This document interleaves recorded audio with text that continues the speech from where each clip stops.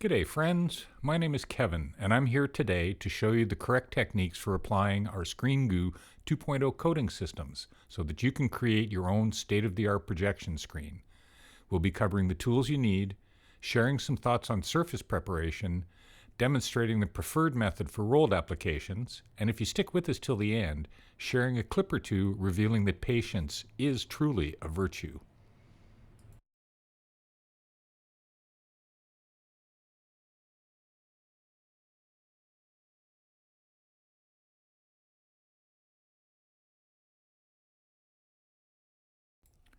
Here's a little something you might not have known. Roller refills are directional. If you roll in one direction, you'll be standing the fibers on the roller up. In the opposite direction, you'll be laying the fibers down. We want to install the roller refill on the cage frame in such a way that when we're rolling from top to bottom, we're laying the fibers down.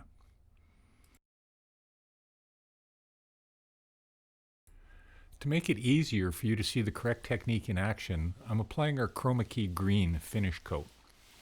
We want to load our roller in the paint tray, squeezing out any excess goo. I'm right-handed, so I'll start at the far left of the area to be coated.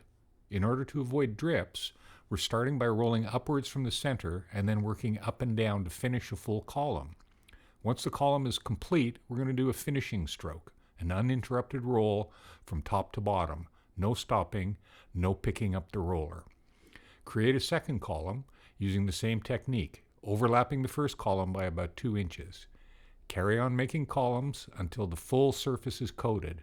When we're done, we'll go back to the beginning and do a full set of finishing strokes across that surface so that the entire area has been finished with the roller fibers laying down.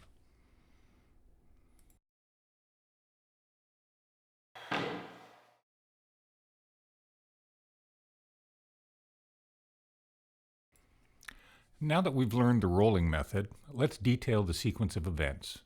The first step is to make sure that the surface to be coated is smooth, clean, and grease-free. Once we're satisfied with the surface, we can start the application by rolling out Screen Goo Premier Primer. 1 coat to a previously coated surface, 2 coats to porous surfaces like unpainted drywall or wood.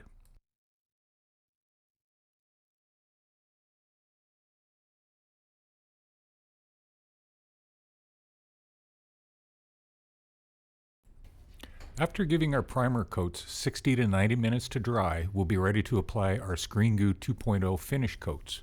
The technique is identical to our primer application. We'll be applying 2 coats, leaving 60 to 90 minutes of drying time between coats.